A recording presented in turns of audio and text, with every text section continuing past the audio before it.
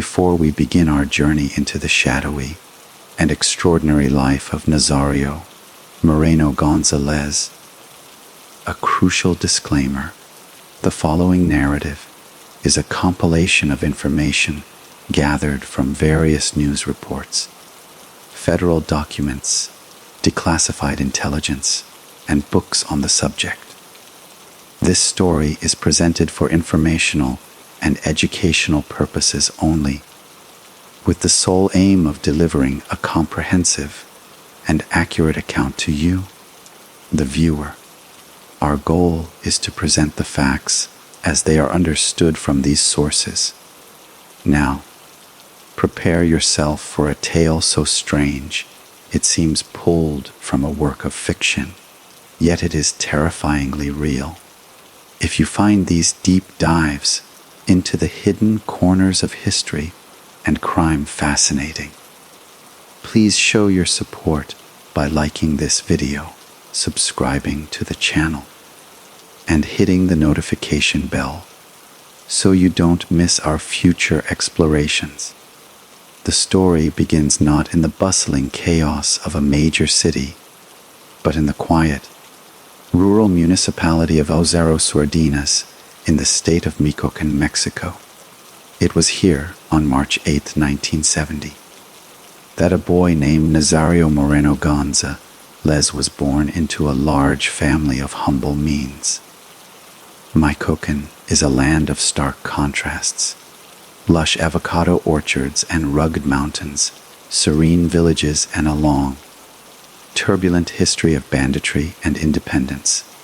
From this soil, Nazario would one day rise to become a figure of almost mythical proportions, but his early life gave little indication of the infamy to come.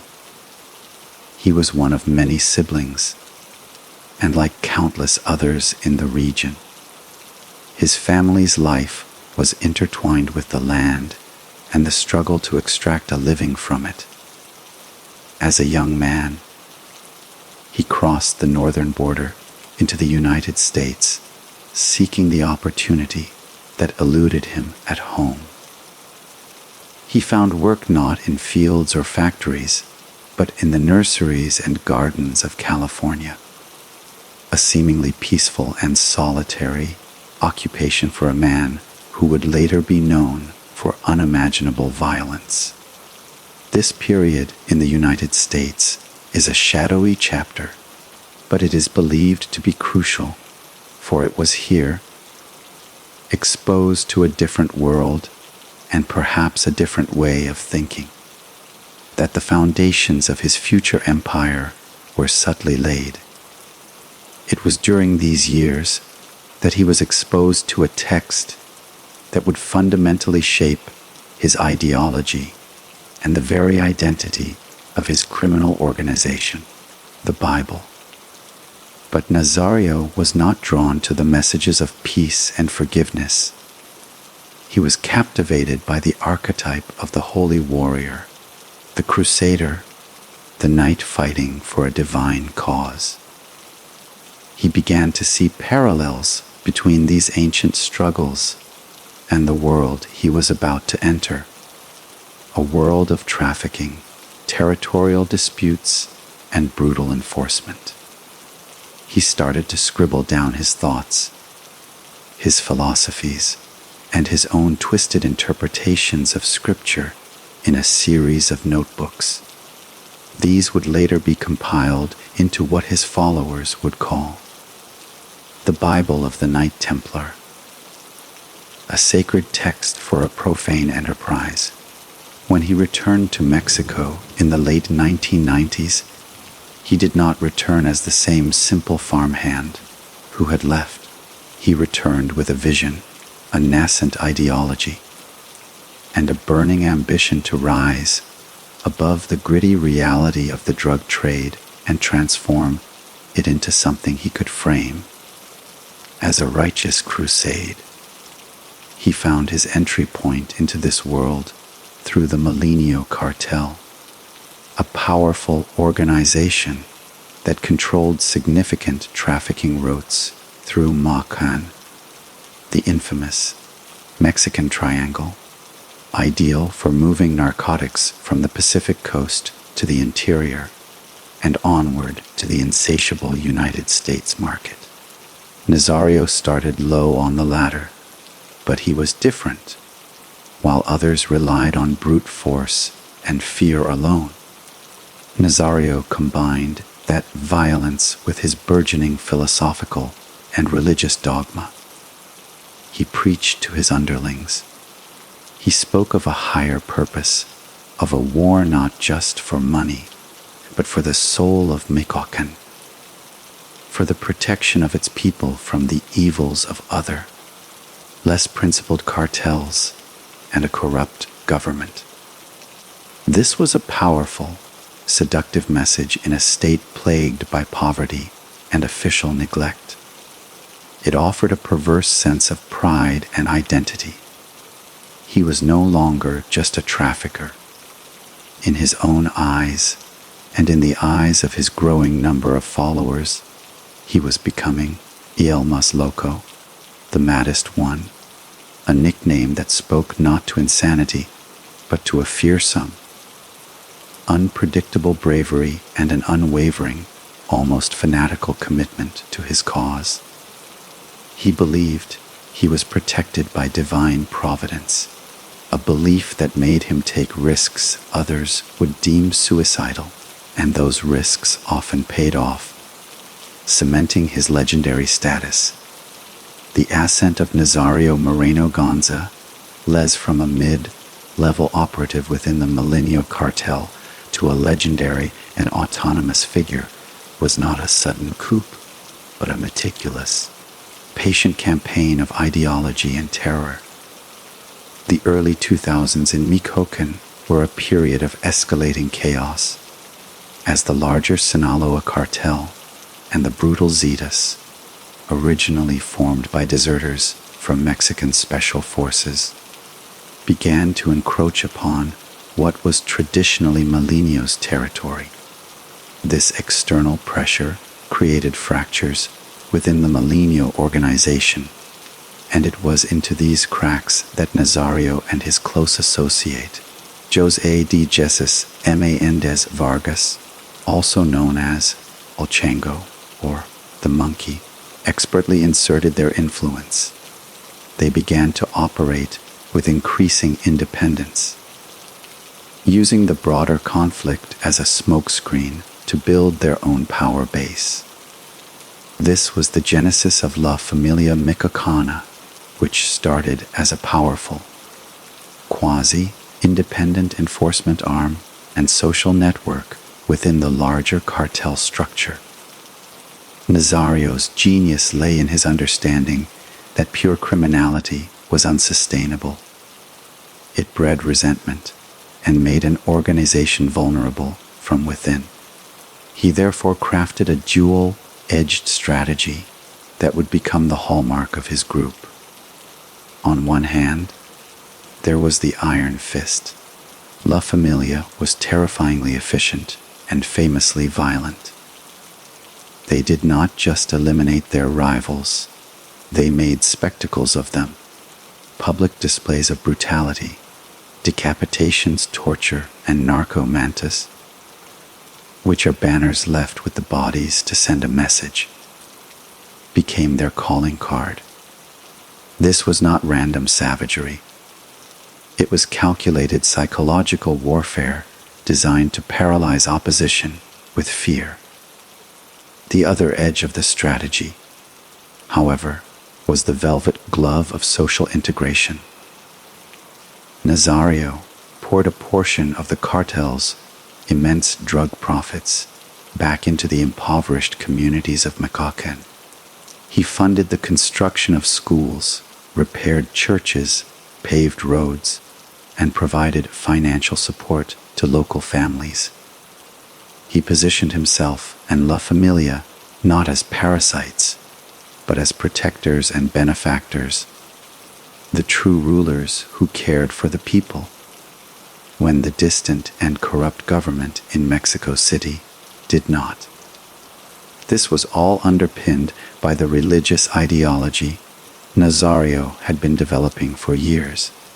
He distributed his Bible, his collection of philosophical codes and twisted scriptures, to his followers, making membership in La Familia feel like a spiritual calling. He mandated prayer meetings and Bible study sessions for his hitmen. He framed their criminal activities as a holy war against the evil, Zetas and the godless government.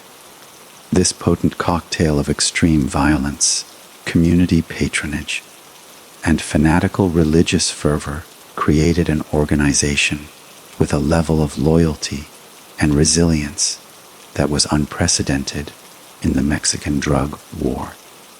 La Familia members did not see themselves as mere criminals.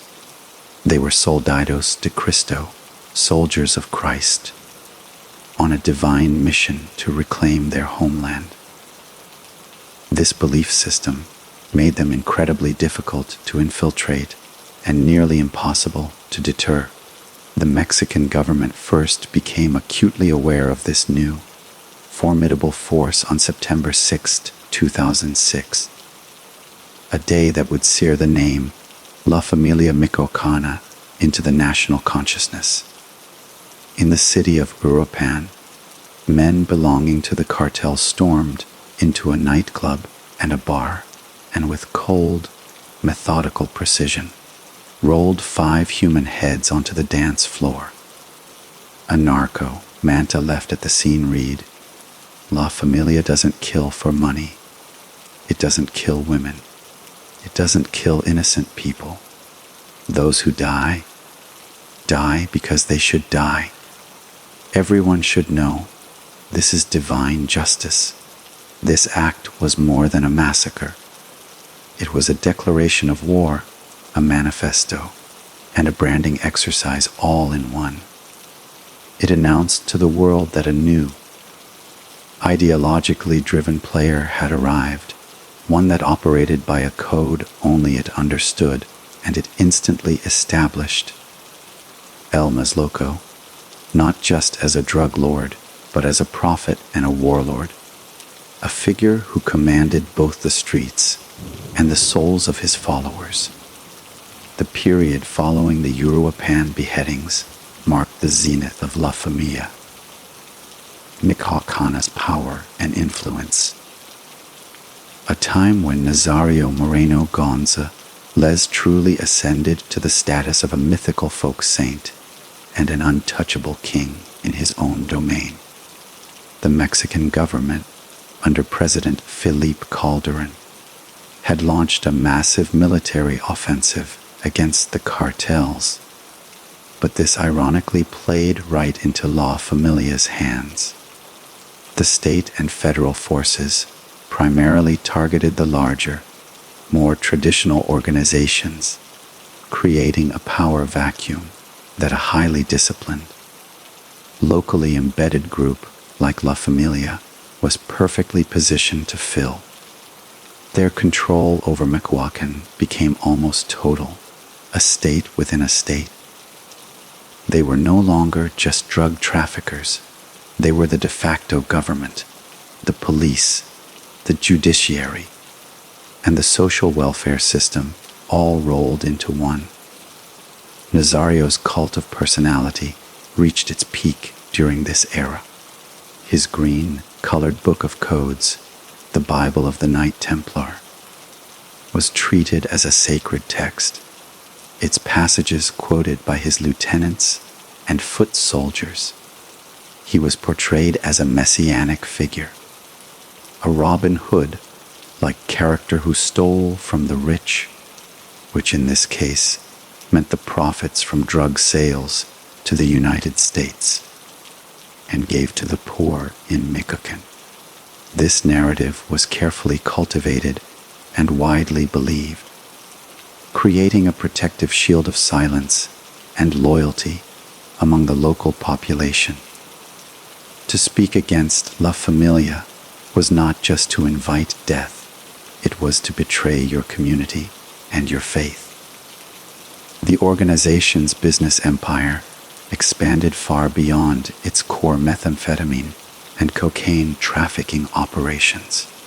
They instituted a sophisticated system of racketeering, imposing quotas or taxes on every conceivable business in the regions they controlled, from the lucrative avocado and lime orchards to small corner stores and public transportation. Anyone who refused to pay faced dire consequences. This diversification made them incredibly wealthy and resilient, their finances no longer dependent on the fluctuating fortunes of the drug trade alone. However, the very fanaticism that made La Familia so strong also contained the seeds of its eventual destruction. The intense pressure from the military and the internal demand for absolute ideological purity began to create fractures. The first major crack appeared with the rise of a particularly brutal and ambitious lieutenant, Servando Giménez Martinez, known as La Tuta, a former school teacher who commanded immense loyalty from the military wing of the cartel. A power struggle began to simmer between the more ideologically driven faction led by Nazario and the more pragmatic, militaristic faction led by La Tuta. It was against this backdrop of internal tension and external military pressure that the legend of Nazario's invincibility faced its first great test. On December 9, 2010, Mexican military forces, acting on intelligence, located and surrounded a safe house in Apatzingán, the very heart of La Familia's territory. A fierce, hours-long gun battle ensued. When the smoke cleared, the authorities announced they had killed Nazario Moreno González in the shootout. They presented a body, though the face was reportedly badly damaged, and they recovered two of his iconic possessions: a pistol with gold and ivory inlays, and one of his handwritten philosophical notebooks. The news was celebrated as a monumental victory for the Calderon administration. For the people of Michoacán and the members of La Familia, it was a moment of profound shock. The Messiah was dead. The government had trophies and a body, and the world accepted the story. But beneath the surface, the truth was far stranger. The man who died in that safe house was not Nazario Moreno. In a stunning feat of deception, Más Loco had faked his own death. The body was likely a look-alike or an unlucky subordinate, and the staged scene was convincing enough to fool the authorities. Nazario had vanished, retreating even deeper into the mountains and shadows of Michoacán, allowing the world to believe he was gone. This move was a masterstroke. It removed the intense heat of the manhunt from him personally, and it allowed him to observe the chaos that followed from a position of safety, all while his myth grew even larger among his followers, who now whispered that he was so divinely protected he could even cheat death itself. The vacuum created by the supposed death of Nazario Moreno González did not lead to a power vacuum, so much as it triggered a catastrophic implosion, a civil war that ripped the very soul from La Familia Michoacana and gave birth to something even more fanatical and ruthless. With the messianic figurehead gone, the fragile alliance between the ideological purists and the pragmatic warlords shattered completely. The internal power struggle that had been simmering now erupted into open and brutal conflict. On one side stood José de Jesus, Menéndez Vargas, El Chango, who claimed leadership of the original La Familia, portraying himself as the true keeper of Nazario's flame and his philosophical code. On the other side was the formidable and charismatic Servando G. Mez Martinez, La Tuta, who commanded the loyalty of a significant and highly trained military wing and saw the future of the organization not in quasi-religious dogma, but in raw, expansionist power and diversified criminal enterprise. The two factions turned their weapons on each other, and the streets of Michoacán, once places of fearful order under La Familia's iron rule, became killing fields. The violence was personal and gruesome, a stark contrast to the divine justice once preached. It was during this period of chaotic internecine warfare that a stunning truth began to circulate as a whisper, then as a confirmed fact among the cartel's higher echelons. Nazario Moreno was not dead. He had been observing the carnage from his hidden redoubts in the Sierra, and what he saw filled him not with regret for the schism he had indirectly caused, but with a profound sense of betrayal. He believed that both M.A. Endez and G.K. Mez had strayed from the true path, from the sacred codes he had laid out in his Bible. They had corrupted his vision, turning his holy crusade into a vulgar scramble for power and profit. This perceived apostasy could not be tolerated. From the shadows, he began to communicate with his most loyal and ideologically committed followers, those who still fervently believed in the original mission.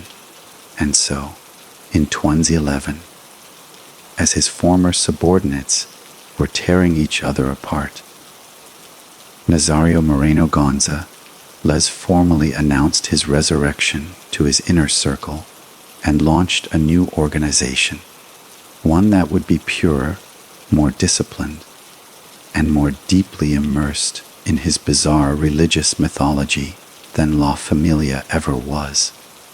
He named it Los Caballeros Templarios de Michoacán, the Knights Templar. This was not merely a rebranding. It was a declaration of a new holy war. The name was chosen deliberately, hearkening back to the Christian warrior monks of the medieval Crusades. Nazario positioned himself as the Grand Master of this new order, and his Green Book of Codes became their absolute law. The Knights Templar cartel was, from its inception, designed to be a theocracy built on narcotics and extortion. Its official founding was marked by the widespread distribution of pamphlets and narco mantis throughout Michoacán, announcing their arrival and their purpose. They claimed to be the true protectors of the people, the enforcers of social justice, and the defenders against the evil, represented by the remnants of La Familia and the Zetas. They established a strict 28-point code of conduct for their members, which included prohibitions against drug use, drinking and womanizing, and mandated respect for the local population, or at least a certain segment of it. This code, however, was a monument to hypocrisy, as the cartel simultaneously engaged in rampant extortion, kidnapping, and violence against anyone who defied them. The birth of the Knights Templar did not end the violence in Michoacán. It escalated it to a new, more complex level. It was now a three-way war between La Familia loyal to El Chango, the faction loyal to La Tuta, and the newly resurgent, ideologically driven Knights Templar loyal to the resurrected Más Loco. The Mexican government and military found themselves fighting a hydra. Cutting off one head only seemed to create two more. For Nazario, this was his triumphant return, his second coming. He was no longer just a drug lord. He was the architect of a sovereign state, a commander of an army of fanatical knights, and a prophet whose word was law, all while remaining a ghost, a spectral presence whose mythical status was now greater than ever, making him seem less like a man and more like an elemental force of nature, as immutable and formidable as the mountains of Michoacán themselves. The reign of the Knights Templar cartel under the spectral leadership of Nazario Moreno González represented a dark evolution in organized crime, moving beyond mere trafficking to establish a totalitarian state within a state, governed by a perverted religious doctrine and enforced with systematic brutality. With Nazario now fully resurrected in the eyes of his followers and operating from a network of hidden mountain camps and safe houses, the Knights Templar set about consolidating their control over Michoacán with a chilling efficiency that surpassed even La Familia's grip. Their system of governance was a meticulously crafted machine of oppression and propaganda, designed to extract every possible peso from the population, while simultaneously presenting themselves as their righteous guardians. The extortion rackets known as derecho de peso, or floor tax, were no longer informal demands. They were institutionalized, with the cartel acting as a brutal, parallel government. Businesses of all sizes, from multinational avocado exporters to street vendors selling corn, were forced to pay weekly or monthly quotas. Failure to pay was not just a business dispute, it was an act of treason against the Knights Templar order, punishable by death, and often the execution was made public to serve as a grim warning to others. Farmers, particularly those in the lucrative avocado industry, found themselves trapped, forced to hand over a significant portion of their harvests or profits. The cartel didn't just tax the final product, they controlled the very land, the transportation routes, the packing houses, and the ports, embedding themselves in every link of the supply chain. But the Knights Templars' ambition stretched far beyond agriculture and narcotics. They diversified into illegal mining, stealing iron ore from legitimate operations and shipping it abroad, creating yet another massive stream of untraceable revenue. They controlled piracy, selling bootlegged goods in markets they sanctioned.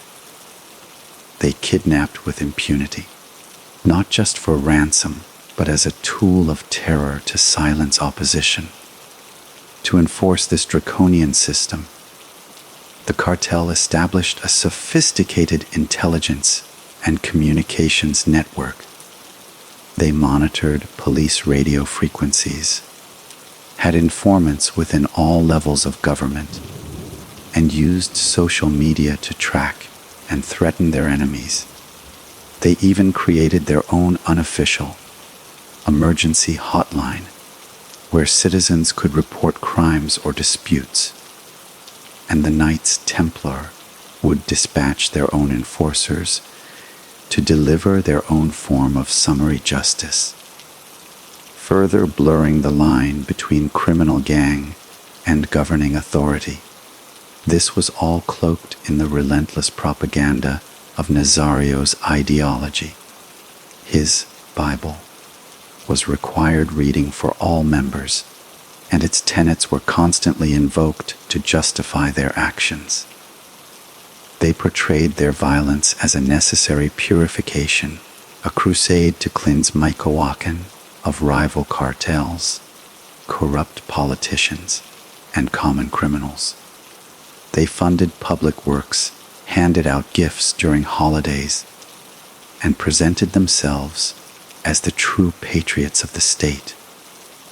This created a society living in a state of perpetual cognitive dissonance, where the same organization that paid for a child's Quincy era might also dismember that child's father for failing to pay a quota. The psychological impact on the population was devastating. Fear became the primary currency. Trust evaporated. People were afraid to speak to their neighbors, to report crimes to the police, or to even be seen with someone the cartel might disapprove of. The Mexican government and military seemed powerless to stop it. Their operations would temporarily disrupt cartel activity in one town, only for it to flare up in another. The Knights Templar, with their deep local roots, their fanatical loyalty, and their ghost-like leader, were like fighting a phantom army. They were everywhere and nowhere, a pervasive presence that controlled not just the territory, but the very minds of the people, holding the entire state of Michoacán hostage in a gilded cage built from a combination of fear, twisted faith, and the relentless, ghostly will of the man they called El Más Loco, who ruled from the shadows, his myth growing stronger with each passing day of his invisible reign. The oppressive and all-consuming rule of the Knights Templar, however, contained within its own brutal excess is the catalyst for its eventual downfall, a rebellion born not from an external army, but from the very people it claimed to protect. For years, the populace of Michoacán had endured the cartel's dual nature of benefactor and executioner, living in a state of silent, terrified compliance. The social contract, perverse as it was, had been based on a twisted logic: pay your quotas, do not resist, and the knights would provide a semblance of order and protect you from worse evils. But as the cartel's greed and arrogance grew, this fragile balance shattered. The extortion became more rapacious, touching every aspect of daily life with an unbearable weight. The Knights Templar began to tax people for the very animals in their yards, for the trees on their property, for the right to drive on public roads. Their violence became more random and sadistic, less about divine justice and more about pure domination. Young men were forcibly recruited, and young women were abducted with impunity. The cartel's ideological facade crumbled, revealing the naked criminal enterprise at its core. The people's fear began to curdle into a deep, simmering rage. The Mexican state and federal forces, perceived as corrupt, incompetent, or simply absent, offered no salvation. It was in this tinderbox of desperation that a spark was finally lit. In the small rural town of Cherán, in April 2011, the community, predominantly Purépecha indigenous people, had reached their breaking point. The Knights Templar and their illegal loggers were systematically cutting their sacred forests, the lifeblood of their community and culture. The final straw came when a group of local women, armed with little more than rocks and sheer desperation, confronted the loggers' trucks. They blocked the roads, sounded the church bells, and took up arms. This was not a planned revolution. It was a spontaneous eruption of collective will. The people of Churn barricaded their town, expelled the local police they deemed complicit, and established their own autodefensa, or self-defense force. They declared their independence from the Knights Templar and, in a way, from the Mexican government that had failed them. The success of Churn sent a shockwave through the region. It proved that the seemingly invincible Knights Templar could be challenged. The example spread slowly at first, then like wildfire throughout the Tierra Caliente, the hot country of Michoacán.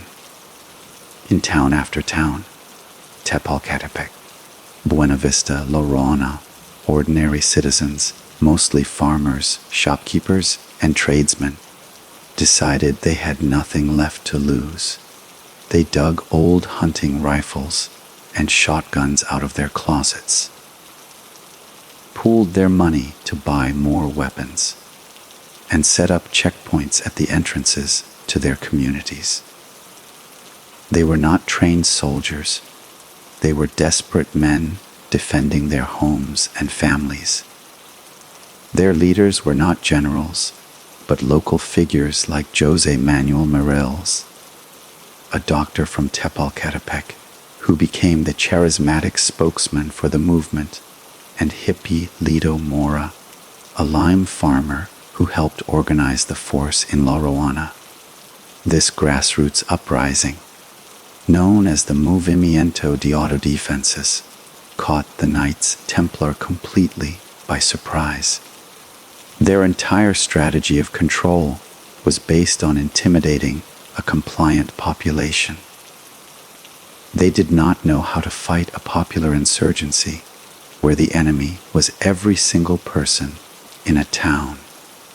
The cartel responded with characteristic fury, launching brutal attacks on the self-defense groups, leading to fierce, bloody firefights in the streets of small, peaceful towns. But the autodefenses, fighting on their own terrain for their very existence, held their ground. They began to push the Knights Templar out of their communities, reclaiming their streets, their markets, and their lives. This civilian rebellion was the first and most critical crack in the invincible armor of the Knights Templar. It shattered the myth that Nazario Moreno had so carefully cultivated, that his organization was the true representative and protector of the people. The uprising revealed the truth. The Knights Templar were nothing but parasites, and their grand ideology was a hollow shell. The movement's success, however, was a double-edged sword. It was messy, complicated, and would soon become entangled with the very forces it sought to oppose. But in that initial, pure moment of defiance, the people of Michoacán had done what the entire Mexican military had failed to do. They had broken the spell of the Knights Templar and started a war for the soul of their state, a war that would ultimately draw the ghost of Nazario Moreno out of the shadows and into the crosshairs. The rapid and unexpected success of the autodefensa movement presented a profound dilemma for the Mexican government and, in turn, began to fundamentally alter the dynamics of the conflict in Michoacán, creating a complex and morally ambiguous battlefield where the lines between good and evil, legality and vigilantism became dangerously blurred.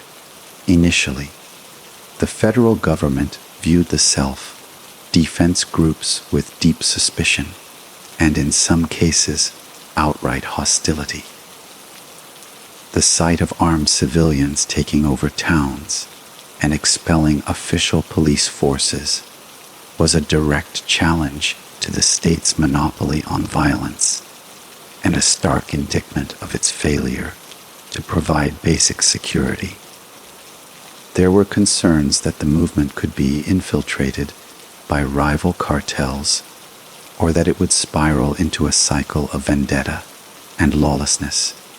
However, as the autodefenses continued to score significant victories against the Knights Templar, liberating town after town and garnering massive public support, both locally and nationally, the government of President Enrique Peña Nieto was forced to shift its strategy. A direct confrontation with these popular militias would be a public relations disaster.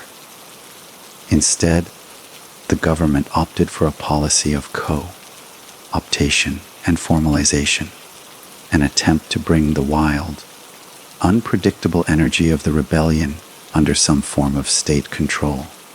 In early 2014, the government and the Autodefensa leaders reached a controversial agreement.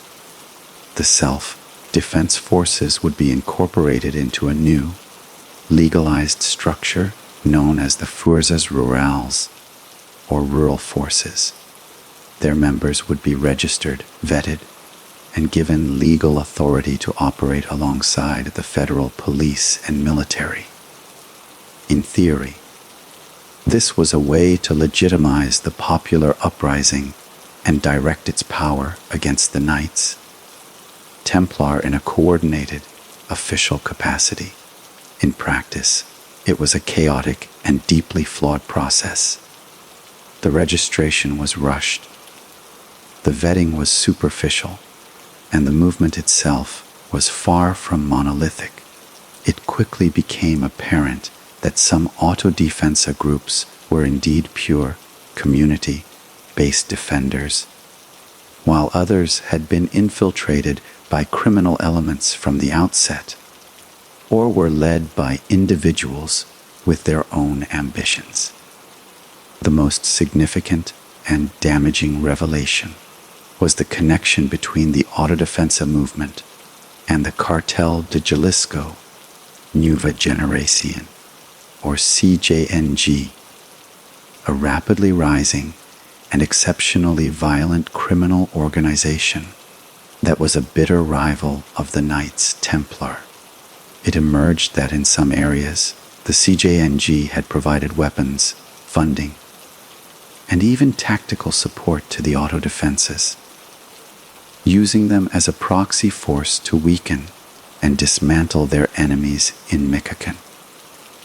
This shocking revelation tarnished the noble image of the movement and created a civil war within the civil war, as different autodefensa factions now began to suspect each other of being cartel pawns. The situation descended into further chaos when the government, perhaps realizing the monster it had helped to create, began to arrest some of the most prominent autodefensa leaders on charges of having links to organized crime. Dr. José Manuel Mireles, the charismatic face of the movement, was arrested in June 2014, a move that many saw as a political betrayal designed to decapitate a force that had become too powerful and independent. This period of legalization, infiltration, and internal strife was, paradoxically, both a massive setback for the Knights Templar and a period of intense vulnerability for the civilian population, who now found themselves caught in a multi-sided conflict between the remnants of the Templarios, the official military, the legalized rural forces, the shadowy CJNG, and various unaffiliated militias. The social fabric of Michoacán was tearing apart at the seams. Yet, for the Knights Templar, the pressure was now unbearable. They were being squeezed from all sides by a motivated and armed populace in their own backyard. by a newly emboldened and coordinated official military campaign, and by a ruthless rival cartel exploiting the chaos. Their revenue streams from extortion were drying up in liberated areas, their logistical networks were disrupted, and their myth of invincibility was in tatters. The noose was tightening, and for the first time since his resurrection, the spectral existence of Nazario Moreno González was under imminent threat. The man who had cheated death once, who had ruled as a phantom from the mountains, now found his world collapsing around him, his holy kingdom reduced to a shrinking patchwork of besieged territories, forcing him to become more active, more mobile, and consequently more exposed. The legend of Más Loco was about to face its final, ultimate test against the cold, hard reality of a converging and relentless enemy force. The final act for Nazario Moreno González, the man who had transcended mere criminality to become a mythic figure of folkloric proportions, began not with a grand battle, but with the relentless, grinding pressure of a collapsing empire. The coordinated offensive between the legalized autodefenses, the federal police, and the Mexican military had systematically dismantled the Knights Templar's operational structure throughout Michoacán. Their strongholds fell one by one, their communication lines were severed, and their financial arteries were cut. The cartel, which had once functioned with the efficiency of a shadow government, was now fractured into desperate, isolated cells more concerned with survival than expansion. For Nazario, the Ghost King, this meant his world was shrinking dangerously. The elaborate network of mountain hideouts and rural safe houses that had protected him for years was becoming compromised. He could no longer trust the once impenetrable wall of silence from the local population, as many now saw the autodefenses as their liberators. He was forced to move more frequently, with a smaller and smaller circle of trusted bodyguards, his movements becoming riskier with each passing day. The Mexican authorities, having been humiliated by his faked death in 2010, were more determined than ever. They had significantly improved their intelligence capabilities, relying heavily on signals intelligence, aerial surveillance, and, most crucially, informants from within the crumbling Knights Templar hierarchy. The reward for information leading to his capture was substantial, and with the cartel's ideology exposed as a hollow sham and its financial power waning, loyalty became a currency few could afford. The breakthrough came on the evening of March 9th, 2014, in the municipality of Timbuscatyo, a region of rugged hills and canyons in central Michoacán, acting on a specific and high confidence tip, likely from someone within his inner circle who knew his planned movements, a joint force of the Mexican Marines. The country's most elite special forces unit, along with federal police, set up a covert operation. They did not launch a large-scale assault that could alert their target. Instead, they lay in wait, using the cover of darkness and the rough terrain to their advantage. Nazario was traveling in a convoy of armored vehicles with his most loyal gunmen. A spectral figure finally forced into tangible existence by the pressure closing in around him. As the convoy navigated a remote dirt road, the Marines sprung their ambush, What followed was a furious and close quarters firefight, a stark contrast to the divine warfare Nazario had preached in his Bible. This was not a battle of ideologies or a crusade. It was a brutal, visceral struggle for survival, fought with automatic weapons and grenades in the dark of a Michoacán night. The Marines, highly trained and armed with superior intelligence, had the overwhelming advantage. Nazario's bodyguards, though fanatically loyal, were outmaneuvered and outgunned. The firefight was short, intense, and decisive. When the shooting stopped, several cartel gunmen lay dead, and among them was Nazario Moreno González himself. The myth of El Más Loco, the man who could cheat death, the divine protector, the Grand Master of the Knights Templar, ended there on a dusty road, killed in a hail of bullets. This time, there was no doubt, no room for legend. The authorities made certain of it.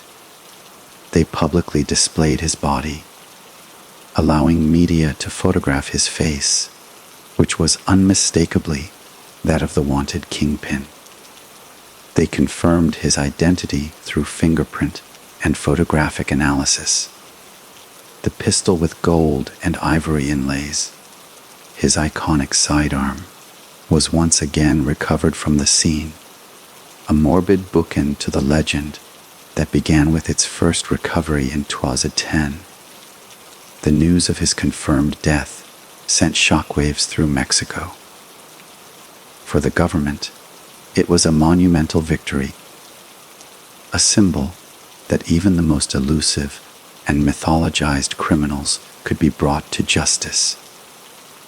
For the people of Michoacán, it was a moment of catharsis and cautious hope, the death of a man whose organization had held them in a state of terror for nearly a decade. And for the remnants of the Knights Templar, it was an apocalyptic event. Their prophet was dead, their spiritual core extinguished.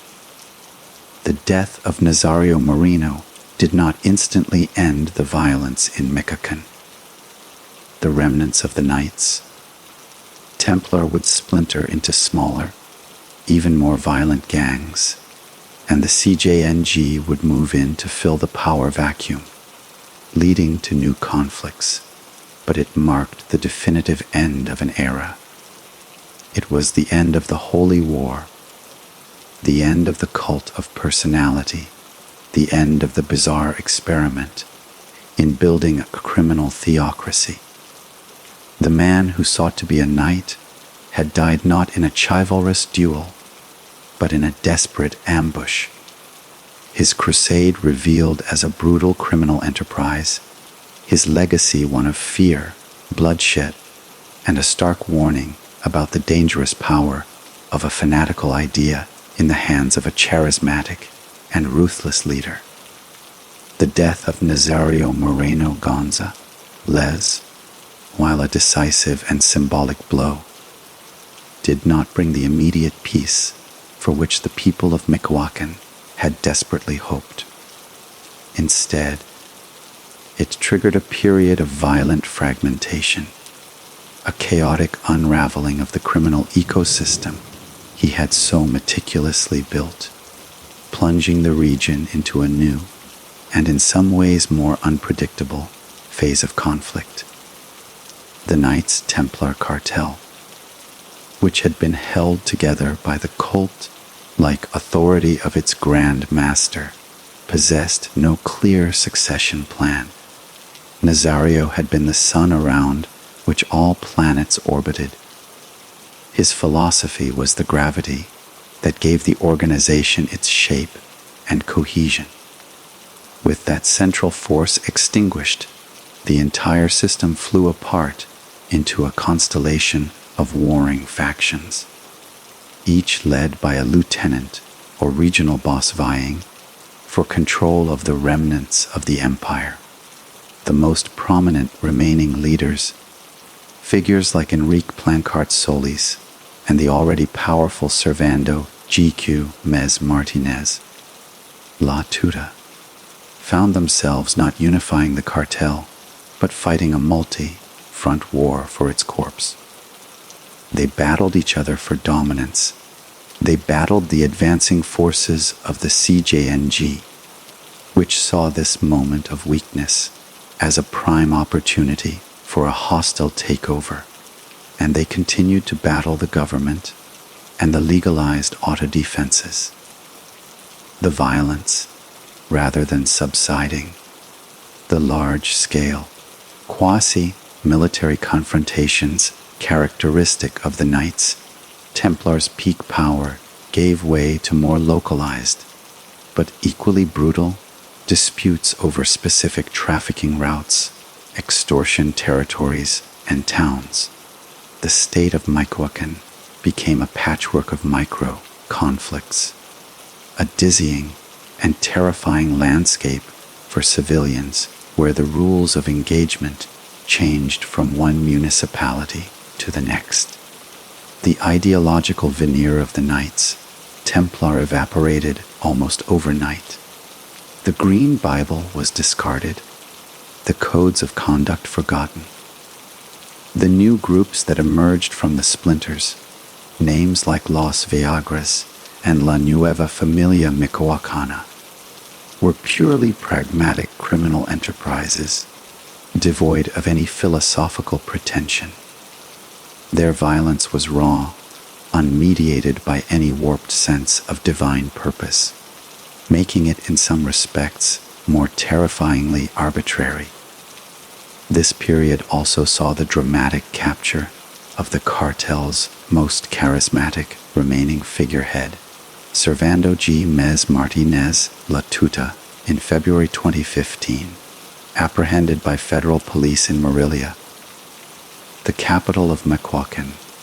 His arrest was another significant victory for the government, effectively decapitating what was left of the old Knights Templar command structure. With both Nazario dead and La Tuta in prison, the organization ceased to exist as a unified entity. However, this successful decapitation strategy had an unintended consequence. It created a hydra without a central command to either obey or rebel against. The myriad smaller cells and local bosses became independent criminal entrepreneurs, each with their own army, their own revenue streams, and their own ambitions. This made the conflict infinitely more complex for security forces to address. There was no longer a single head to cut off. There were dozens, then hundreds. The situation was further complicated by the evolving and increasingly controversial role of the legalized autodefenses. Some groups remained true to their original purpose, continuing to defend their communities from these new criminal threats. But others, now armed, trained, and legitimized by the government, themselves devolved into criminal enterprises, becoming the new extortionists in their territories, or aligning openly with the CJNG to eliminate their rivals. The clear moral narrative of brave citizens standing up to a tyrannical cartel had dissolved into a murky morass of shifting alliances, betrayals, and power grabs. The war was no longer a simple story of good versus evil, but a complex and bloody scramble for power in a lawless environment. The fallout from Nazario's death, therefore, was not peace, but a reconfiguration of violence.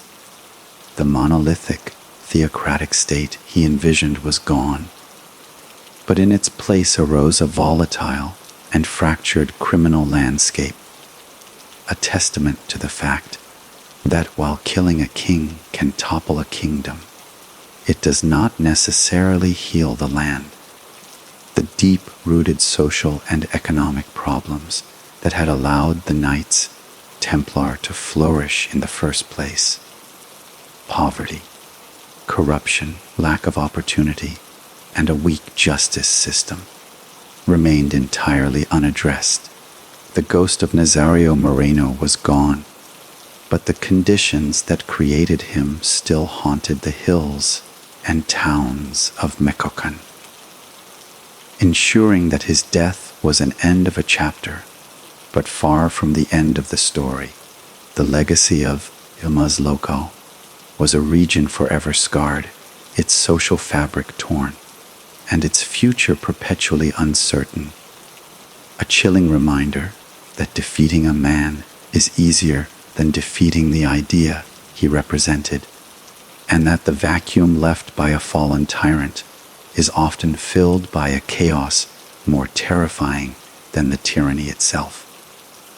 The long-term legacy of Nazario Moreno González is a complex and disturbing tapestry woven with threads of violence, faith, and a chillingly effective model of criminal governance that continues to influence the landscape of Mexican organized crime long after his physical demise. His most enduring impact lies not in the temporary empire he built, which fractured and dissolved, but in the potent blueprint he created for merging criminal enterprise with a populist, quasi-religious ideology, a model that has been studied, adapted, and emulated by successor groups in Michoacán and beyond. The Knights Templar demonstrated that a cartel could be more than just a drug trafficking organization. It could aspire to be a parallel state, providing a twisted form of order and social services while simultaneously exercising a level of control over the daily lives of citizens that the official government could not match. This model of embedding themselves within the community, of blending extreme violence with a paternalistic facade, proved to be remarkably resilient. While the specific codes of his Bible may have been discarded, the underlying strategy of using social penetration as a tool for territorial control was a lesson that other criminal groups absorbed.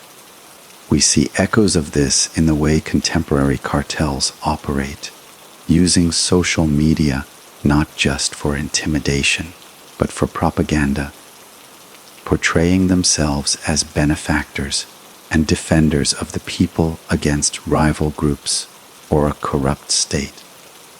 The phenomenon of the auto-defenses, which he inadvertently sparked, also left a deep and ambiguous scar on the region.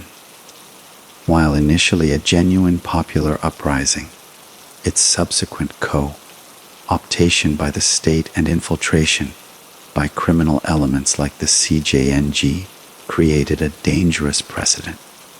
It normalized the presence of armed, non-state actors and blurred the lines between vigilante justice and criminal ambition, leaving behind a legacy of militarized communities and a deep-seated distrust of all armed groups, whether official or not.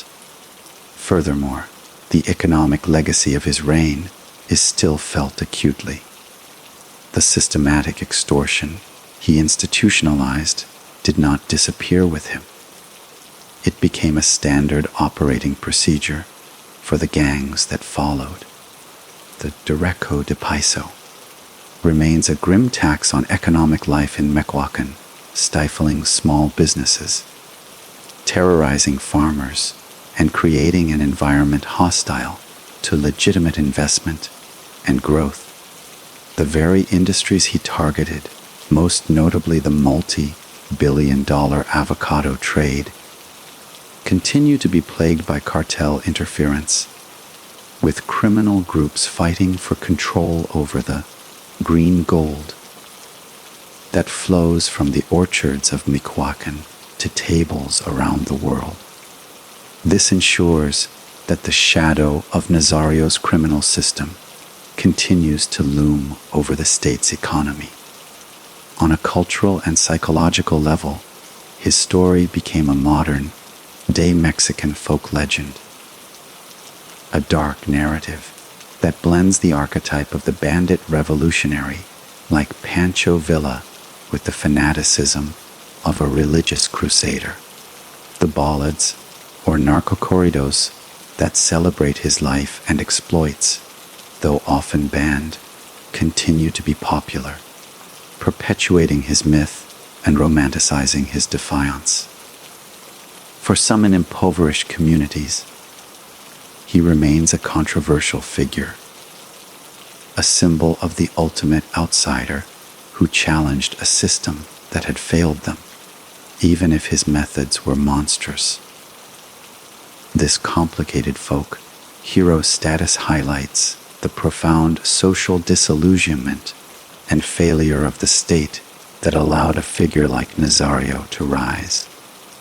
His ability to fake his own death and rule as a ghost for years exposed critical weaknesses in Mexican law enforcement and intelligence, leading to lasting changes in how manhunts for high-value targets are conducted, with a greater emphasis on signals intelligence, financial tracking, and cultivating human sources within cartel structures.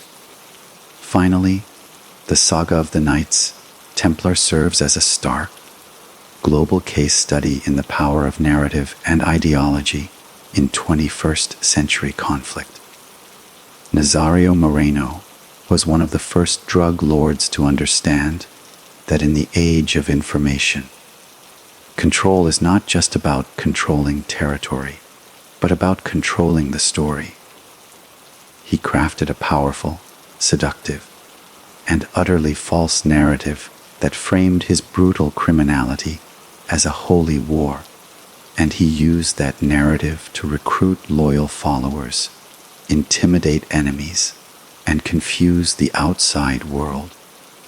This lesson, that crime can be cloaked in the language of faith, social justice, and revolution, is perhaps his most dangerous and enduring legacy.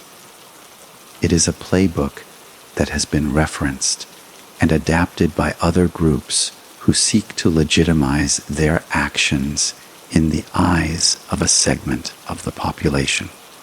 The physical kingdom of the Knights Templar is gone, but the ideological spores it released into the atmosphere of global crime continue to float, waiting for the right conditions of poverty, corruption, and desperation to land and take root once more, ensuring that the story of Más Loco is not merely a closed chapter of history, but a cautionary tale with ongoing and frightening relevance.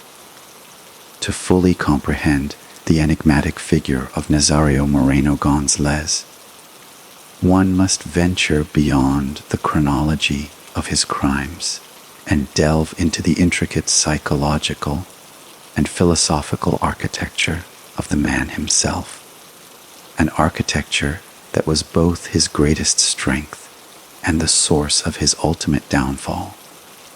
He was a paradox, a man of profound contradictions whose internal world was a battlefield where faith warred with avarice, and a desire for order clashed with a propensity for unimaginable chaos.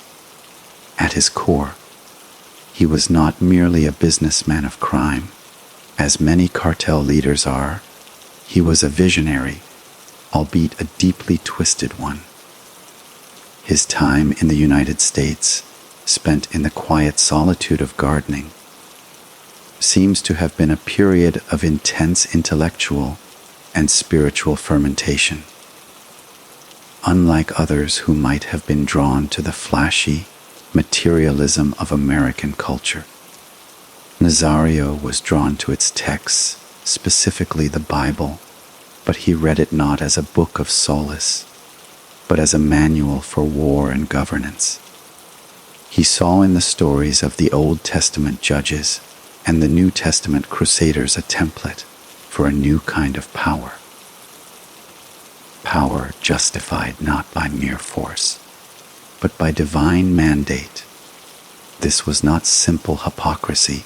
For him, it appears to have been a genuine, if horrifically distorted, belief system. He saw the world of Michoacán as a fallen land, corrupted by rival cartels he viewed as heretical, and a government he saw as illegitimate. In his mind, his violence was not criminal, it was purgative.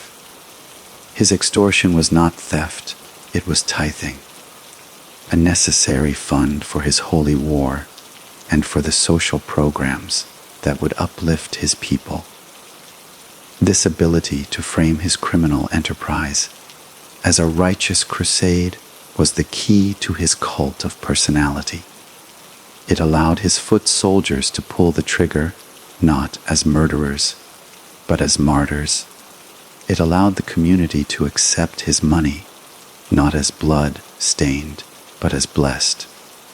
This grand narrative, however, began to crumble under the weight of its own internal inconsistencies and the practical demands of running a massive criminal syndicate. The first major crack was the schism within La Familia Michoacana, the rise of a pragmatist like Servando G.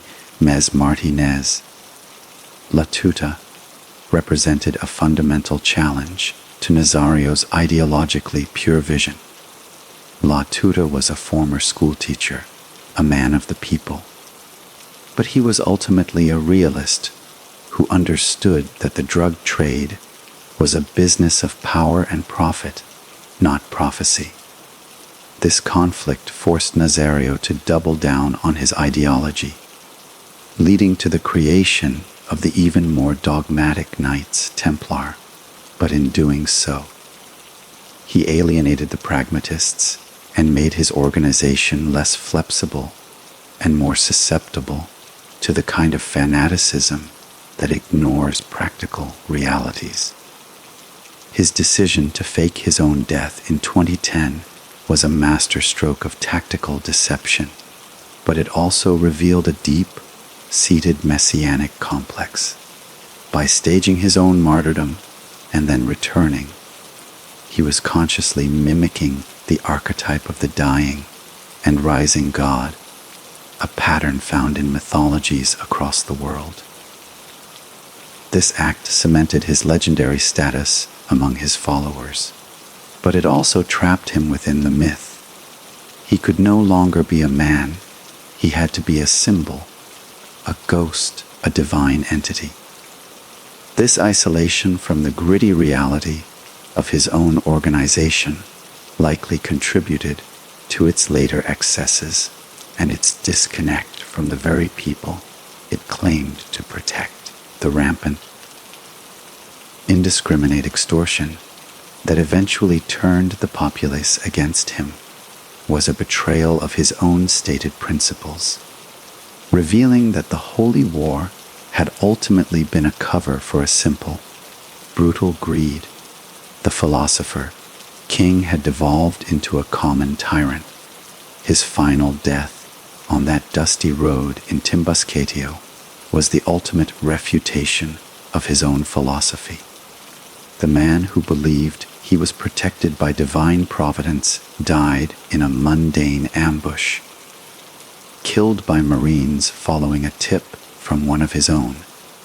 There was no heavenly intervention, no miraculous escape. The myth of Más Loco was punctured by the blunt reality of a bullet.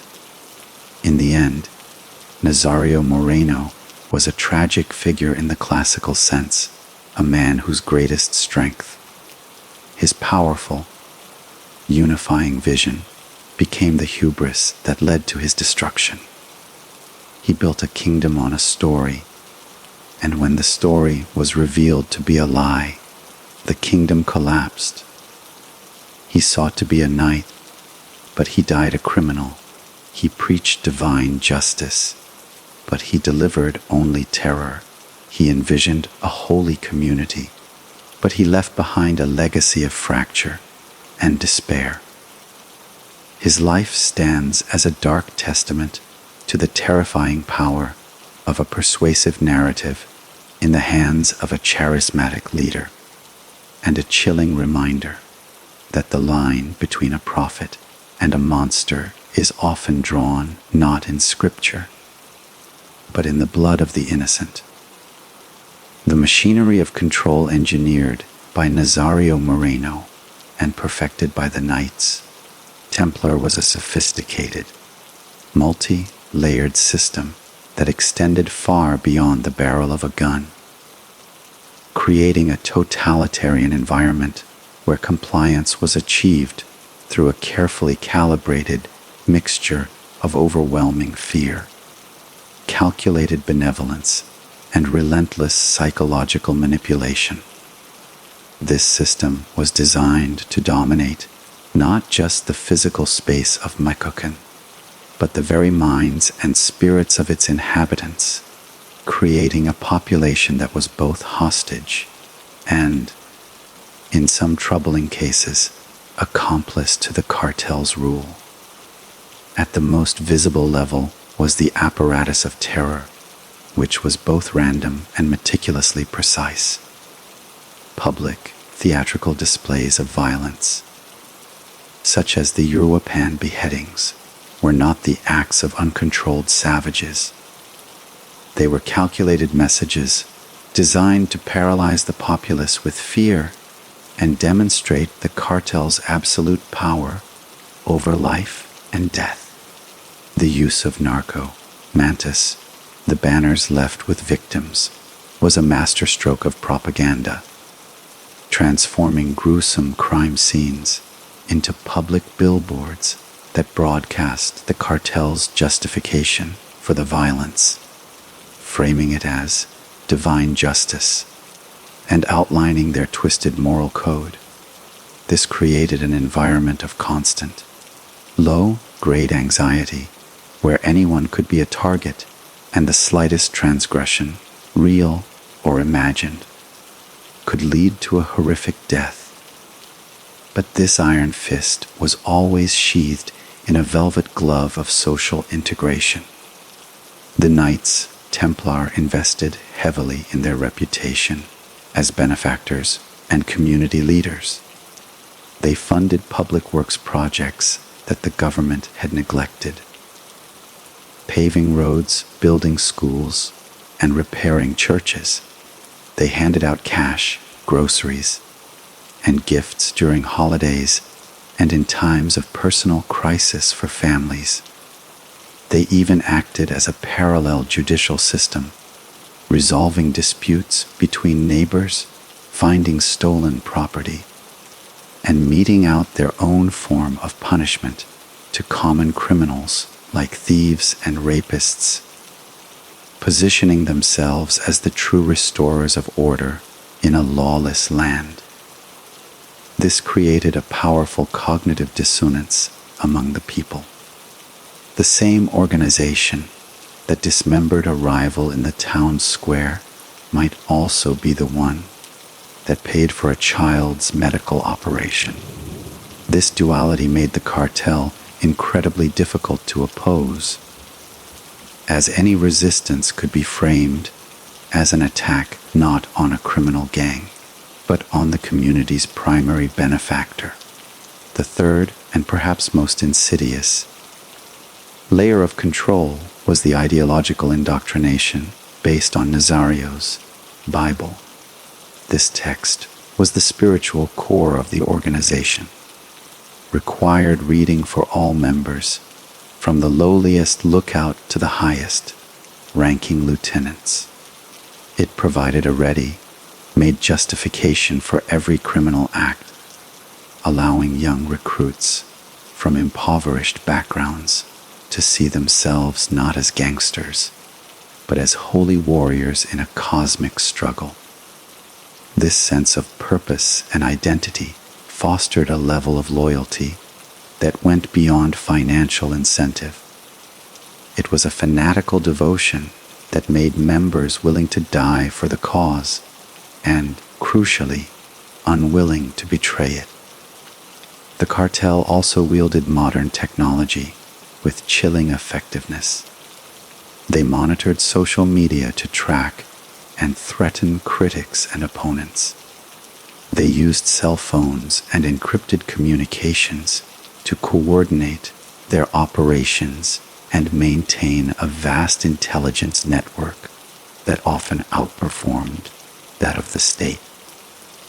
They are even known to have created their own emergency hotline, where citizens could call to report crimes or problems, and the Knights Templar would dispatch their own enforcers to deal with the situation, further eroding the legitimacy of the official government and cementing their role as the de facto authority. This comprehensive system of control, physical terror, social patronage, and psychological indoctrination created a closed society where the cartel's power seemed absolute and eternal. The people were trapped in a gilded cage, dependent on their captors for both security and sustenance, and terrified of the consequences of defiance. It was a model of criminal governance so effective that it not only sustained the Knights Templar for years, but also left a lasting blueprint for other organizations on how to embed themselves within a social fabric, making their eradication not just a law enforcement challenge, but a profound social and psychological one.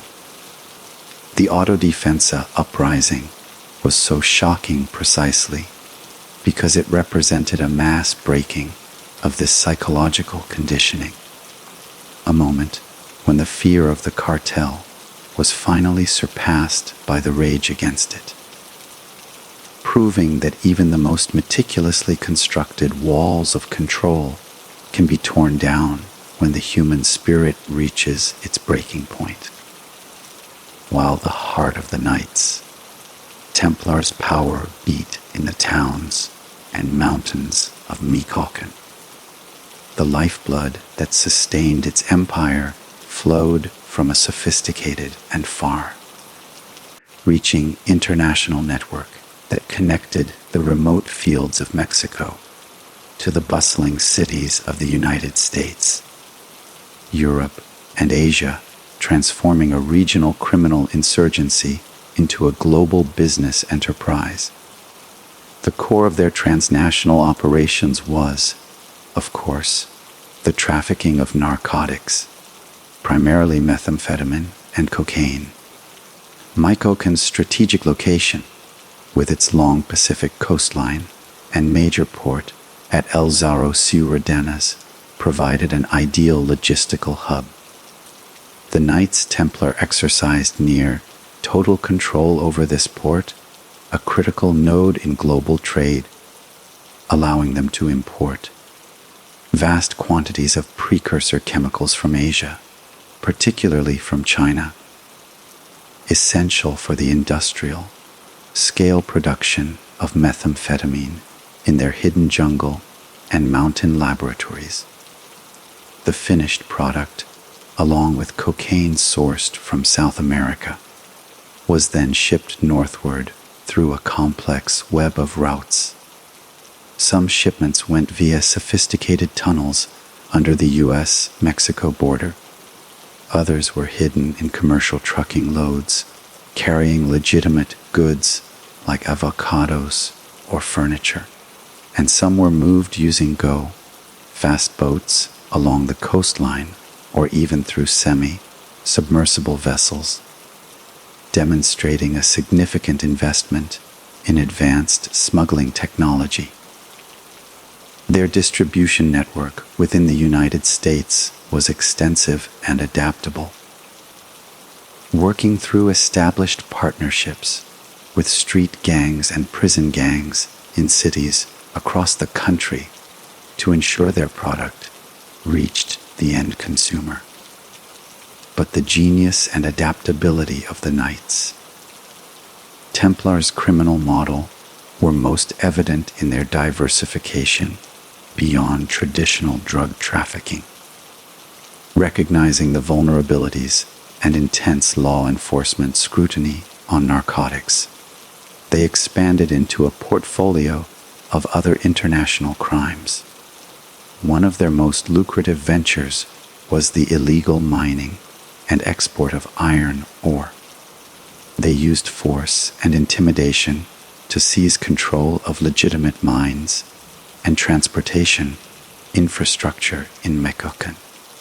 The stolen ore was then shipped in bulk carriers from the port of El Zarro, Sierra to China, where a booming industrial economy created an insatiable demand for raw materials. This trade was incredibly difficult to trace and disrupt, as the ore itself was untagged, and the paperwork could be easily falsified, generating hundreds of millions of dollars in clean, untraceable revenue that was used to fund their war chest, purchase weapons, and pay bribes. Furthermore, they engaged in large-scale avocado theft, siphoning off shipments from the lucrative industry they taxed and selling the fruit on the international market. They also diversified into fuel theft, known as huachicoleo, systematically tapping into pipelines owned by Mexico State-owned oil company Pemex, and selling the stolen gasoline and diesel on a black market that stretched across the country and into Central America. This ability to pivot and exploit various economic sectors, both legal and illegal, made the Knights Templar a highly resilient organization, capable of weathering interdictions against any one of their revenue streams. Their international reach also extended to their financial operations. They established complex money laundering schemes that moved their billions in profits through shell companies, real estate investments in the United States, and into the global banking system, effectively cleansing their money and integrating it into the legitimate world economy. This financial sophistication made them a formidable adversary, not just for Mexican law enforcement, but for international agencies like the United States Drug Enforcement Administration and the Treasury Department. The Knights Templar were not isolated rural bandits. They were global criminal entrepreneurs who understood the intricacies of international trade, finance, and logistics. They manipulated the levers of globalization for their own ends, turning a local conflict in Michoacán into a transnational criminal enterprise with tentacles that touched every corner of the world. This global footprint meant that the war against them was not confined to the hills of Mexico. It was a fight that required international intelligence sharing, cross-border police work, and the targeting of their financial infrastructure on a global scale. The death of Nazario Moreno may have shattered the ideological core of the organization, but the international networks he helped build, the smuggling routes, the money laundering channels, the corrupt port officials, and the foreign business contacts, proved more durable. These networks were assets that the splinter groups and successor cartels fought over and sought to reactivate, ensuring that even with the philosopher, King gone, the commercial machinery of his empire would continue to influence the flow of illicit goods and the patterns of violence in Mexico for years to come. A a stark reminder that in the modern world, the reach of a criminal organization is limited only by the ambition of its leaders and the vulnerabilities of the global system it seeks to exploit. The formidable and seemingly unshakable power of the Knights Templar, which allowed them to operate for years as a state within a state, was not solely built upon the fanaticism of their members or the fear they instilled in the populace. It was crucially underpinned by a vast and deeply embedded network of corruption that reached into the very heart of Mexican political institutions, law enforcement agencies, and the judiciary, creating a protective shield that made the cartel appear untouchable for a significant portion of its existence.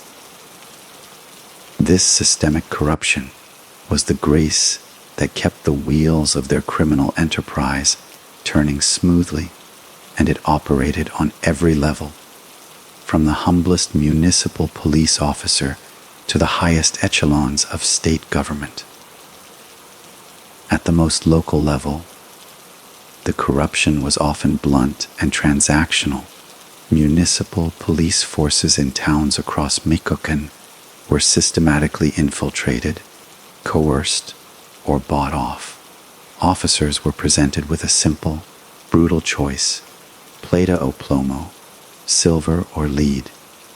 They could accept generous monthly payments to look the other way, to tip off the cartel about impending operations, or to actively assist in their activities, or they and their families would be executed. Many chose the silver, and those who refused were often murdered, their bodies displayed as a warning. This rendered local law enforcement not just ineffective, but an active arm of the cartel's intelligence and enforcement apparatus.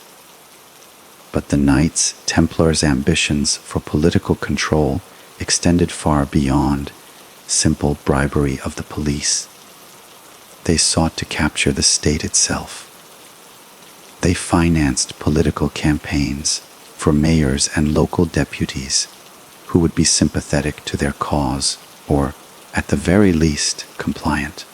Once in office, these officials would ensure that public contracts were awarded to cartel-linked businesses, that investigations were stifled, and that the government's resources were never truly directed against the organization.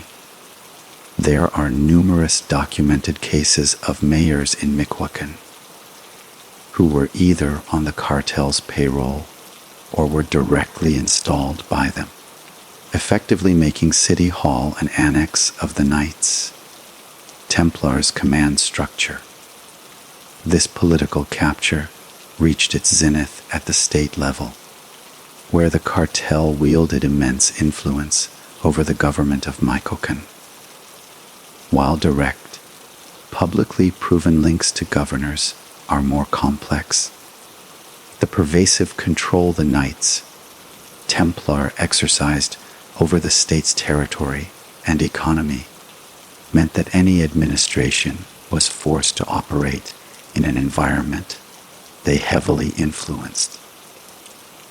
The cartel corrupted state police commanders, officials in the Attorney General's office, and prison authorities, ensuring that arrests were rare, that prosecutions were sabotaged from within, and that imprisoned high-value cartel members could continue to run their operations from behind bars with cell phones and visits from lieutenants, turning prisons into luxurious command centers. This deep entanglement with the state apparatus created a Kafkaesque reality for the citizens of Michoacán. The very institutions designed to protect them were, in fact, instruments of their oppression. Reporting a crime to the police could mean delivering yourself directly to your persecutors. Seeking justice from the courts was a futile endeavor when the judges were threatened or bribed. This systemic betrayal bred a profound and justified cynicism towards all forms of authority, a legacy of distrust that persists to this day and was a primary driver of the autodefensa movement, which arose from the conviction that no one could be trusted except one's own neighbors. The federal government was not immune to this corruption either, though it manifested in more subtle ways. The Knights Templar, like other major cartels, had the resources to bribe federal police officers and agents within the Mexican army. More significantly, they used their wealth and power to cultivate high-level informants who could warn them of major, planned federal operations, allowing Nazario and his top commanders to vanish moments before a raid.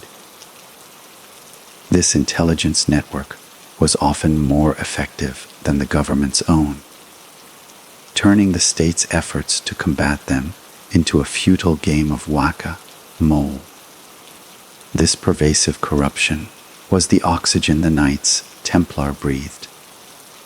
It allowed them to move their drugs, launder their money, and enforce their rule with impunity.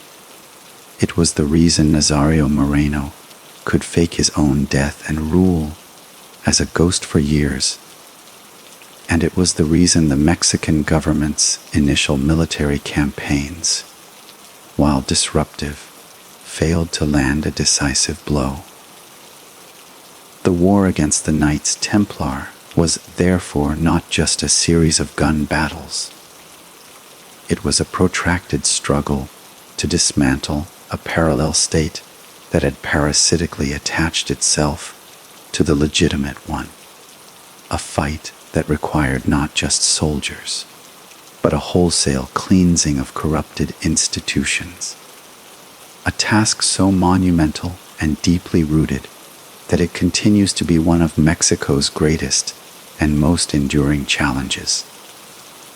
The final manhunt for Nazario Moreno González was a stark departure from the failed operation of 2010. It was a quieter, more patient, and technologically sophisticated campaign that leveraged the cartel's own crumbling infrastructure against it, transforming his most trusted assets into his greatest vulnerabilities. Following his spectacular resurrection and the formation of the Knights Templar, the Mexican government, particularly the Secretariat of the Navy and its elite Marine Corps, had learned a painful lesson. They could no longer rely solely on traditional raids or mass deployments of troops. Nazario was a ghost, a spectral presence who benefited from a near mythical reputation and a deeply entrenched network of lookouts and loyalists. To catch him, they had to become ghosts themselves, waging a war of intelligence, signals, and psychology. The strategy shifted from seeking a direct confrontation to systematically constricting his world, cutting off his avenues of escape, and most critically, shattering the wall of silence that had protected him for so long. The autodefensa uprising was a godsend for this new approach. As the civilian militias pushed the Knights Templar out of their traditional strongholds, the cartel's territory shrank, and with it, the number of safe houses and friendly villages Nazario could use for refuge. His movement became more constrained, his patterns more predictable. The Marines, working in concert with federal police and intelligence agencies, began to employ advanced signals intelligence on a massive scale. They deployed aircraft equipped with sophisticated eavesdropping technology to monitor vast swaths of radio and cell phone traffic in the Tierra Caliente region. They knew Nazario and his inner circle had to communicate, and every transmission was a potential thread that could be pulled. The financial noose also tightened. The United States government, through the Treasury Department, had designated the Knights Templar as a significant foreign narcotics trafficker, imposing sanctions that made it increasingly difficult for them to move and launder their money through the international banking system. This financial pressure had a direct operational impact. It became harder for the cartel to pay its members, its informants, and its corrupt officials. Loyalty, when not constantly reinforced with cash, begins to fray. The most critical element, however, was the cultivation of human intelligence from within the cartel's ranks. The Marines and federal police focused intensely on turning mid-level cartel operatives, those who were not ideologically committed to Nazario's cause, but were involved in the day-to-day logistics of his security and movements. These were the men who arranged for vehicles, who stocked safe houses with food and ammunition, who coordinated the shifts of armed lookouts on mountain roads. They were the gears in the machine, and they were vulnerable. Some were captured and offered deals, leniency for their families, or reduced sentences in exchange for information. Others, seeing the auto defenses gaining ground and the cartel's power waning, began to think of their own futures and decided to become informants proactively. The myth of Nazario's divine protection was crumbling under the weight of military pressure and social rebellion, making betrayal seem less like a sin and more like a sensible survival strategy. The breakthrough came in early March 2014, when this multi-pronged strategy finally converged.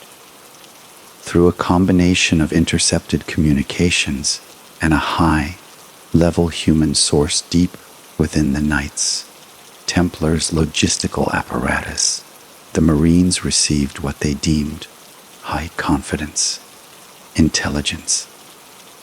Nazario Moreno would be traveling on the night of March 9th in a convoy of armored trucks along a specific remote route near the town of Timbasquetio. The information was precise, detailing the number of vehicles, the type of arms his security detail would be carrying, and the estimated time of his movement. This was not a chance encounter. It was a meticulously planned ambush based on a treasure trove of intelligence that had taken months, if not years, to assemble. A specialized unit of Mexican Marines was dispatched to the location hours in advance.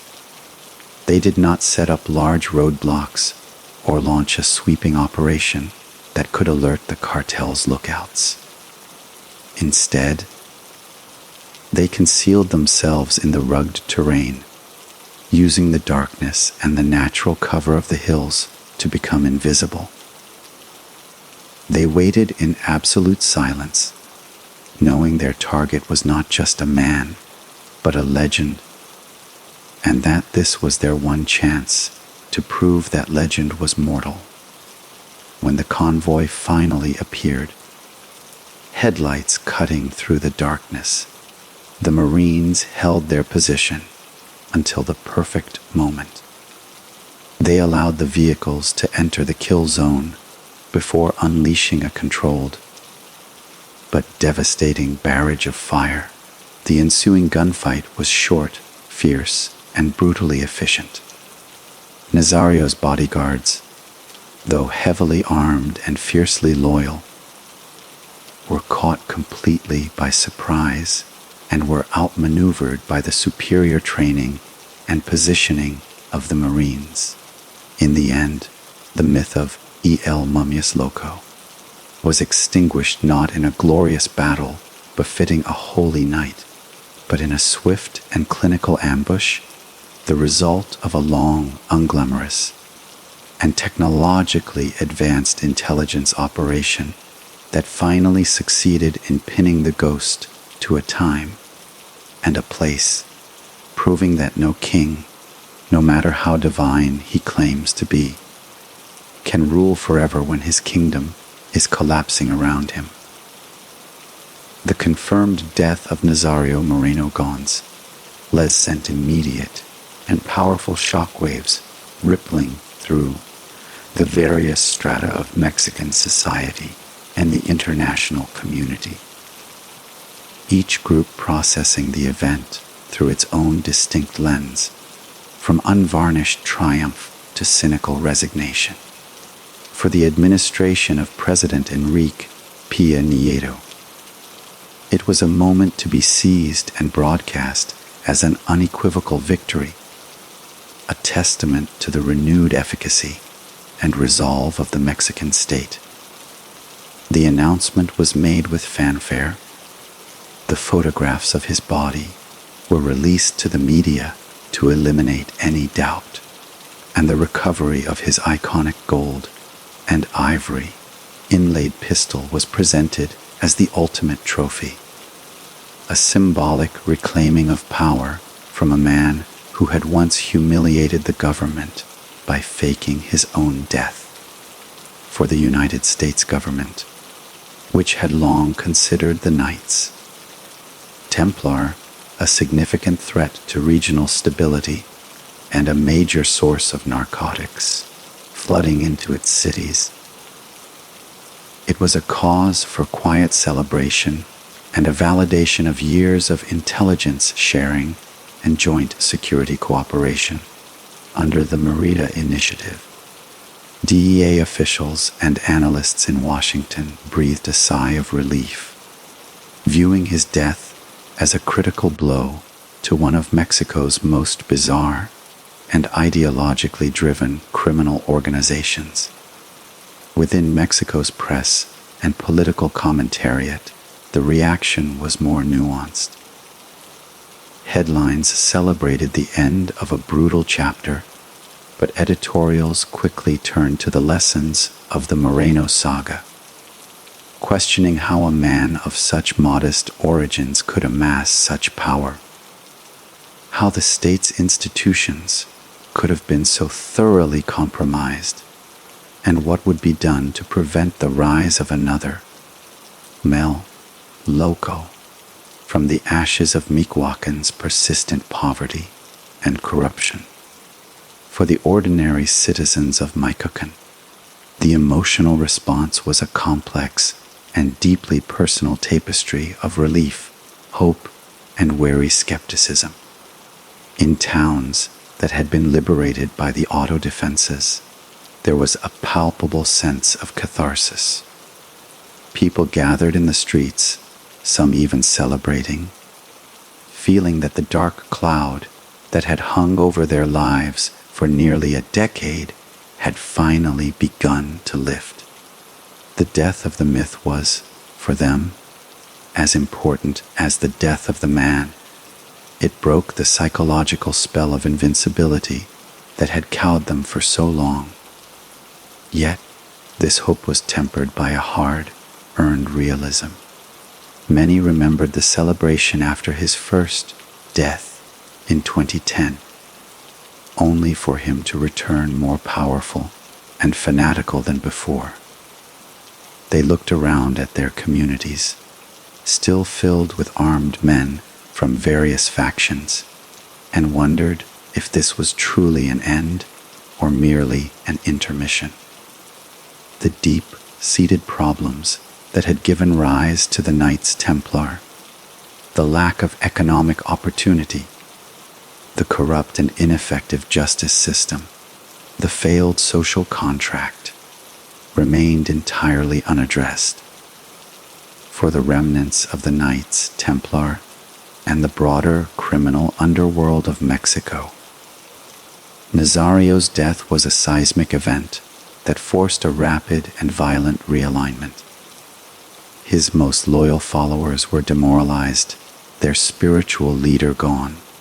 The more pragmatic and ambitious saw it as a once-in-a-lifetime opportunity to seize control of the cartel's lucrative remaining assets, the drug routes, the extortion territories, the port access.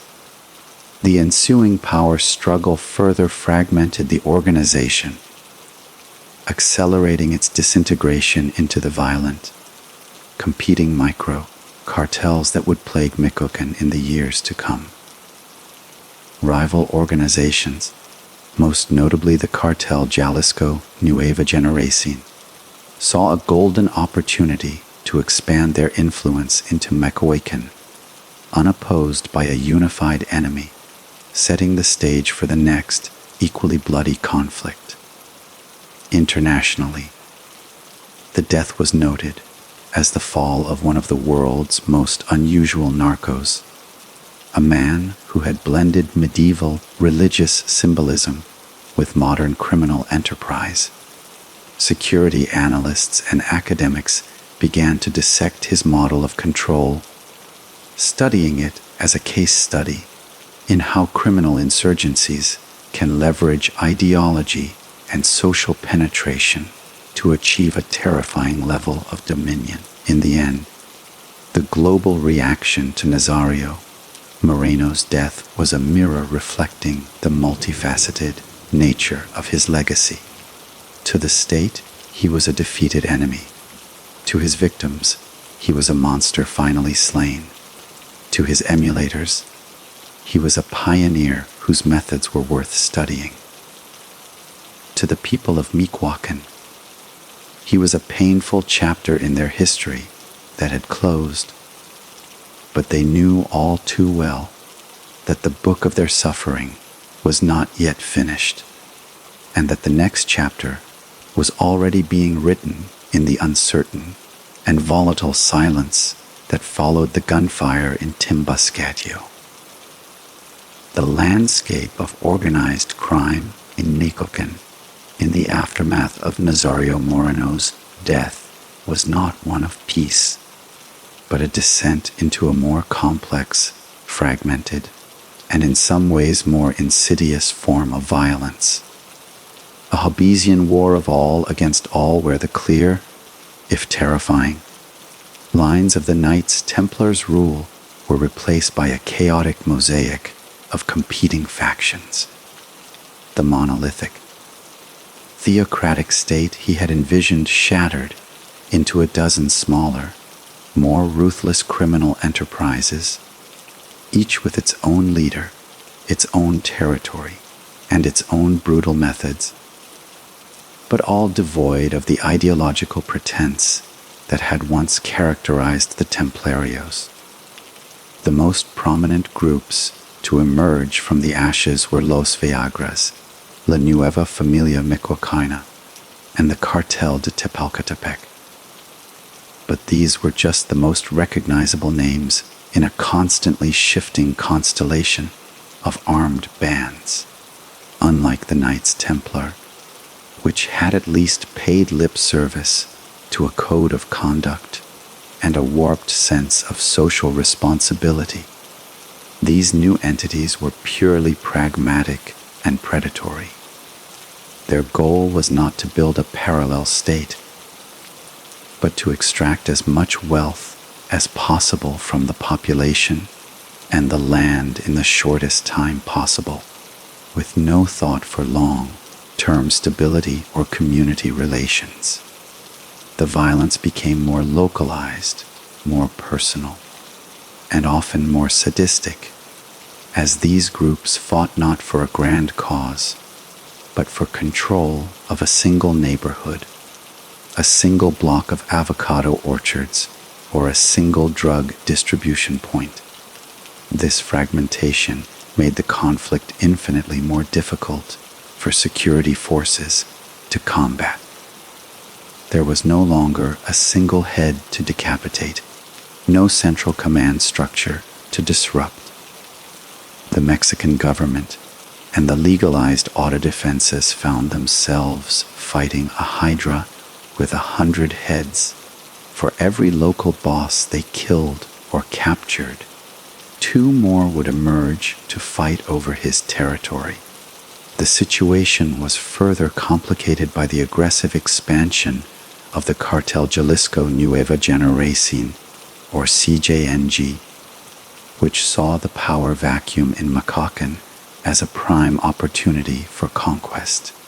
Led by the notoriously violent Nemesio Oseguera Cervantes, El Mencho, the CJNG launched a full-scale invasion into Templar territory, employing staggering levels of brutality to intimidate both the population and the remnants of the Knights Templar.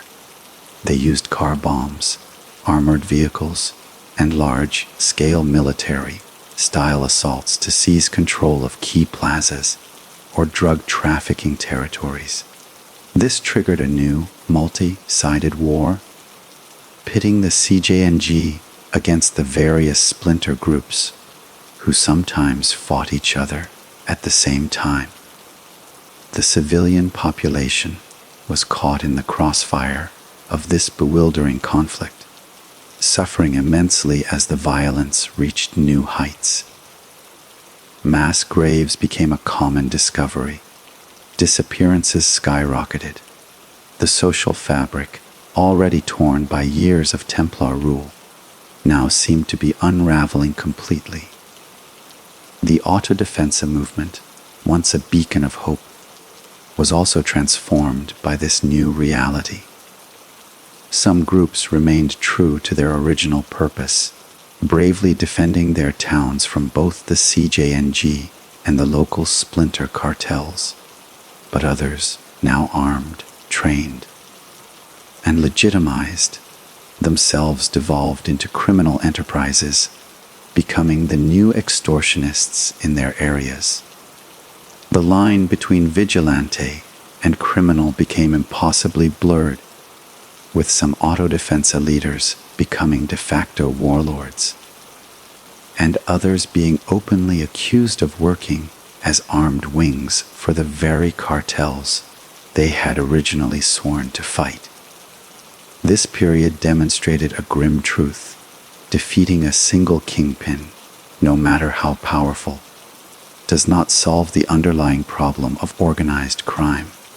In fact, it can often make it worse by dismantling a centralized, hierarchical organization and replacing it with a decentralized, hyper-competitive criminal market where violence is the primary currency of negotiation.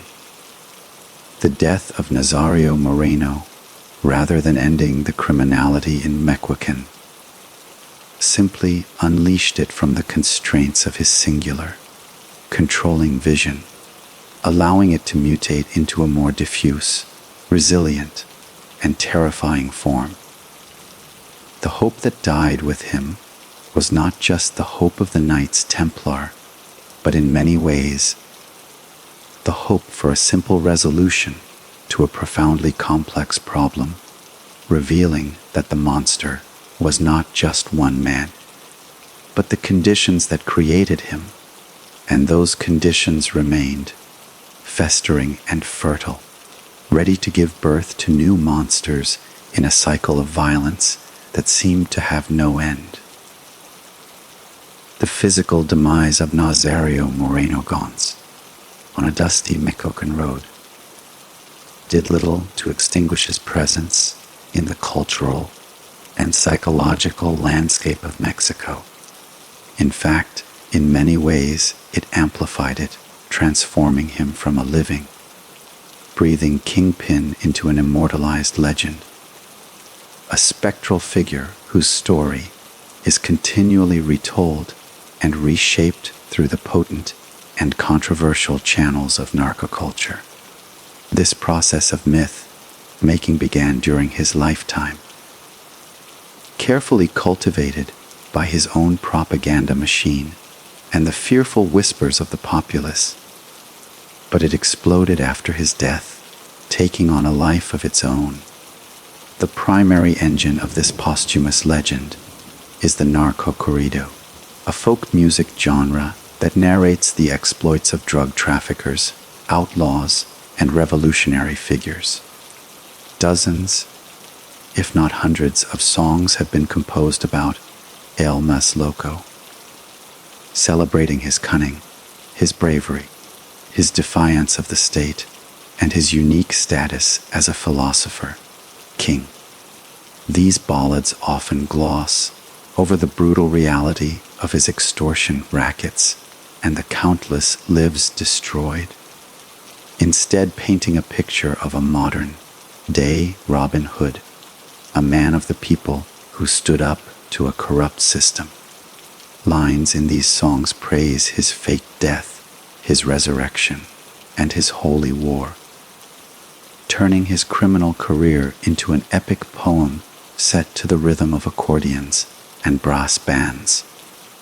While these songs are often banned from mainstream radio stations, they enjoy immense popularity on social media, pirated CDs, and in dance halls across rural Mexico and among immigrant communities in the United States, ensuring that the legend of Nazario Moreno is passed down to a new generation.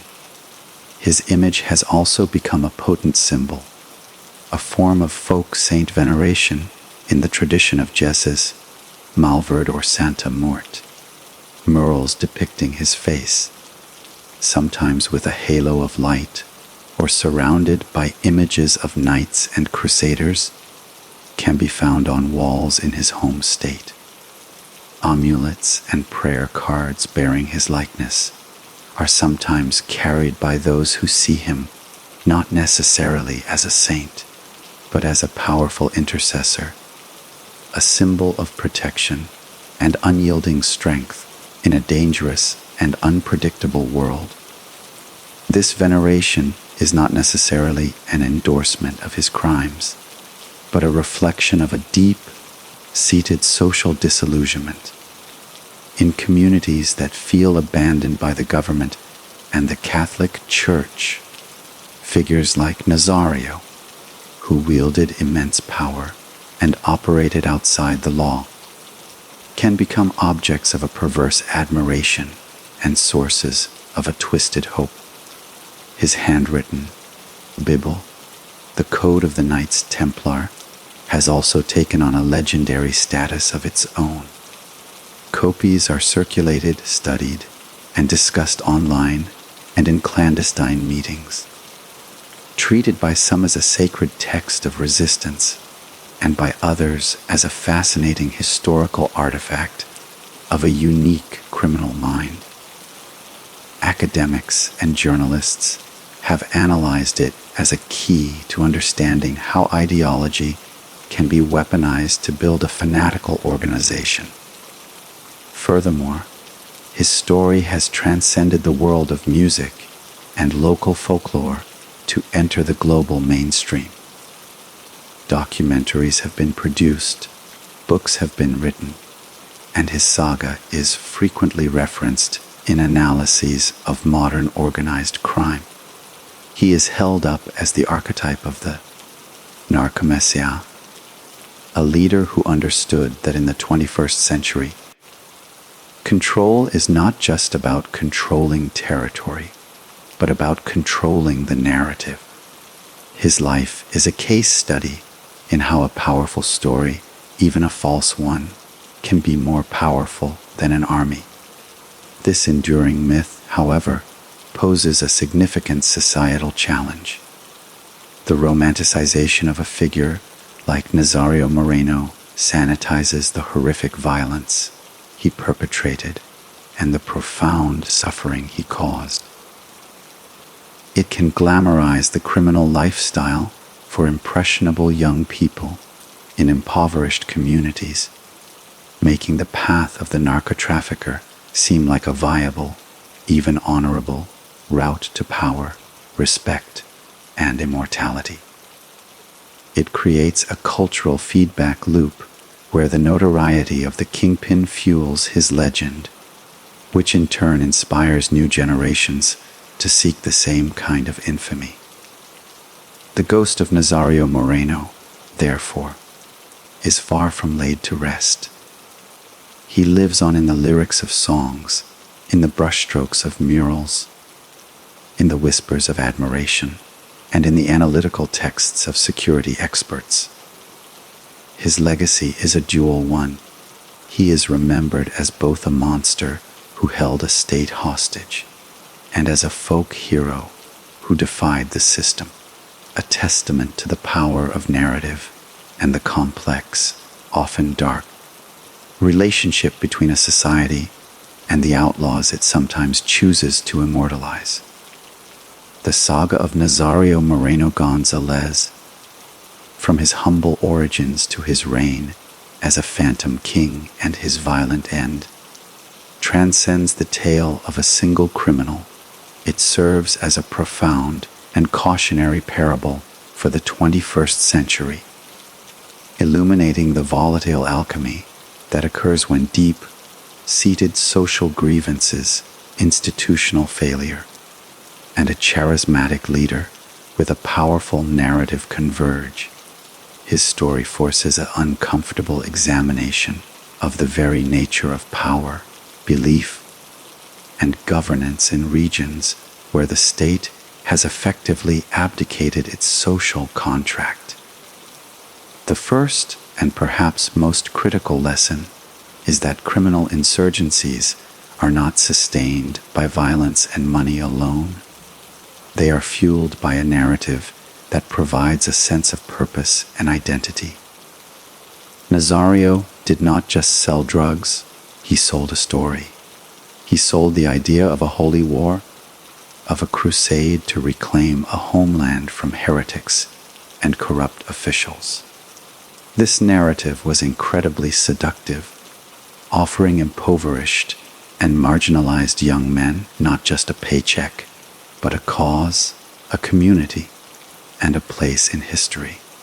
It transformed base criminality into a sacred duty, creating a level of loyalty that was fanatical and incredibly resilient. This demonstrates that defeating such organizations requires more than just military force. It requires a counter-narrative, a compelling and truthful story that offers hope, dignity, and a legitimate place in society, something the Mexican state has consistently failed to provide in places like Michoacán. The second major lesson is the critical danger of state failure and systemic corruption. The Knights Templar did not create the vacuum they filled, they exploited it. The poverty, the lack of economic opportunity, the absent or corrupt police and judiciary, the unresponsive political class, all of these were pre-existing conditions that Nazario leveraged with masterful skill. His organization thrived because the official institutions of the state were either too weak, too corrupt, or too distant to offer a viable alternative. His social programs, however cynically motivated, were a direct response to the state's neglect. This highlights a grim reality where the state does not govern, someone else will. The rise of parallel governance structures, whether by criminal cartels, extremist groups, or vigilantes, is a direct symptom of a state that has failed in its most basic duties to its citizens. The third lesson lies in the terrifying adaptability and entrepreneurial spirit of modern criminal enterprises. The Knights Templar were not a static drug cartel. They were a diversified criminal conglomerate. They moved seamlessly from narcotics to iron ore mining, to avocado theft, to fuel theft, to large-scale extortion. They understood global supply chains, international finance, and the vulnerabilities of legitimate industries. This adaptability makes them moving targets, incredibly difficult to combat with traditional law enforcement approaches that are often siloed and slow to react. It demands a similarly agile and multidisciplinary response that targets their financial networks, their logistical chains, and their political corruptors with the same intensity as their gunmen. Finally, the story of Nazario Moreno is a stark warning about the power of a single, determined individual to shape history, for better or for worse. He was a man of modest education and means, yet through force of will, strategic cunning, and a powerful, if twisted, vision. He built an empire that challenged a nation and created a legend that outlived him.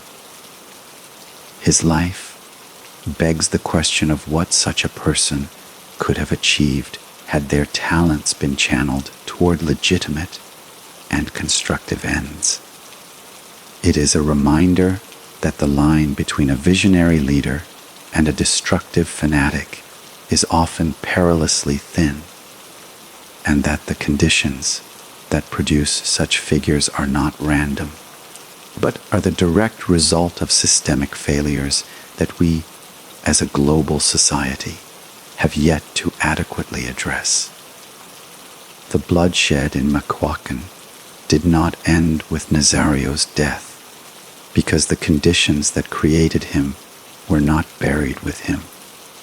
The poverty, the corruption, the lack of justice, and the allure of the criminal narrative all remained, ensuring that the cycle of violence would continue, simply under new banners and new leaders. The ghost of Más Loco therefore haunts not just the hills of Mexico, but the conscience of a world that too often focuses on killing the monster while ignoring the swamp that bred it. His legacy is a challenge to build states that are just, economies that are inclusive, and societies that offer a narrative of hope more powerful than the seductive call of a holy war built on a foundation of lies. And so, the chronicle of Nazario Moreno González, Más Loco, reaches its end, not with a whisper, but with the echoing silence that follows a storm, a silence filled with the memories of a shattered kingdom, the ghosts of countless victims, and the unsettling lessons of a dark chapter in history. We have journeyed from the humble fields of Zaro, Ciudadanas, to the hidden mountain redoubts of a self-proclaimed knight. From the shocking spectacle of beheadings that announced a holy war to the clinical ambush on a remote road that finally ended it. We have witnessed the rise of La Familia Michoacana, an organization that blended terror with community patronage, and its metamorphosis into the Knights Templar, a fanatical cult built on a twisted interpretation of scripture and a ruthless criminal enterprise. We saw the brilliant, patient strategy of a man who faked his own death to become a myth, ruling as a phantom and a prophet, only to be ultimately undone by the very forces he sought to control. The betrayal of his own, the rebellion of the people he claimed to protect, and the relentless, technologically advanced pursuit of a state finally learning to fight a ghost. His story is a tapestry woven with threads of faith and fury, of grand vision and grotesque violence, of a perverted desire for order that unleashed only chaos. It is a story that forces us to look beyond the simple label of drug lord and confront the complex reality of a man who was also a philosopher, a strategist, a messianic figure, and a symptom of a profound societal sickness. The world he created and destroyed serves as a permanent warning, a case study in the power of narrative, the dangers of state failure, and the terrifying resilience of modern criminal organizations that operate as shadow governments and global corporations. The violence did not die with him. It fragmented, mutated, and persists in the form of splinter groups and new cartels vying for control. A grim testament to the fact that the underlying conditions of poverty, corruption, and disillusionment remain the fertile ground in which such evil seeds can take root. The legend of Nazario Moreno, however, also endures, immortalized in song and story, a dark folk hero for some, a monstrous cautionary tale for others. His life asks us difficult questions about the nature of power, the search for meaning in a world of injustice, and the thin line between a revolutionary and a criminal. It challenges us to understand that the war against such figures is not won with bullets alone, but with ideas, with justice, with economic opportunity, and with the building of a society so strong and so just that the siren song of a holy war built on narcotics and extortion falls on deaf ears. The night has fallen, his crusade is over, but the echoes of his war still reverberate through the hills of Michoacán and in the annals of crime. A permanent reminder of the day a gardener decided to become a king, and in doing so, plunged a land into a darkness from which it is still struggling to emerge.